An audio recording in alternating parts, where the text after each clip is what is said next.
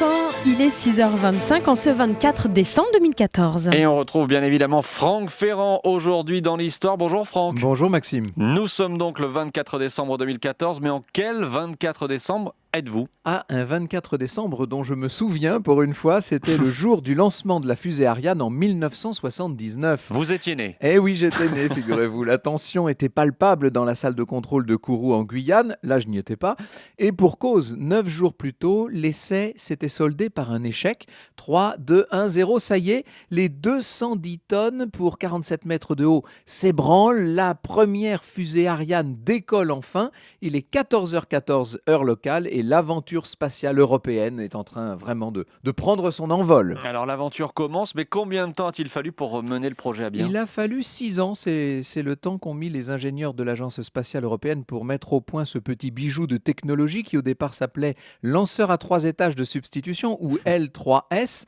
Mais enfin, on a vite compris que c'était pas comme ça que les populations se sentiraient concernées. Alors les scientifiques ont avancé un certain nombre de noms, on a cherché.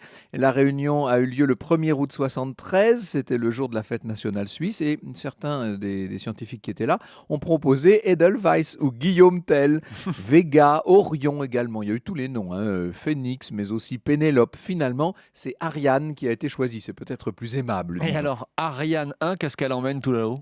Ah ben, elle emmène Obélix, c'est le nom du satellite géostationnaire que la fusée doit placer en orbite, une référence directe au premier satellite français lancé en 1965 et qui lui s'appelait Astérix.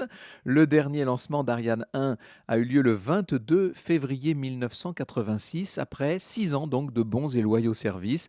Alors après, vous savez qu'il y a eu Ariane 2, 3, 4, 5, toujours opérationnels à l'heure où je vous parle, et les ingénieurs sont en train de plancher sur Ariane 6, prévue à l'horizon des années 2020. On peut dire que l'histoire spatiale européenne continue et c'est une belle histoire. Et l'histoire, on la retrouve tout à l'heure à 14h avec vous, Franck, sur Europe 1. On parlera aujourd'hui du grand Walt Disney. Nous sommes la veille de Noël, vous avouerez que ça tombe pas mal. Mais ça n'est pas pour autant que nous négligerons toutes les zones d'ombre de l'histoire et de la personnalité de Walt Disney. Les mystères de Walt Disney, ce sera tout à l'heure à 14h avec vous, Franck Ferrand. À tout à l'heure. Bonne journée.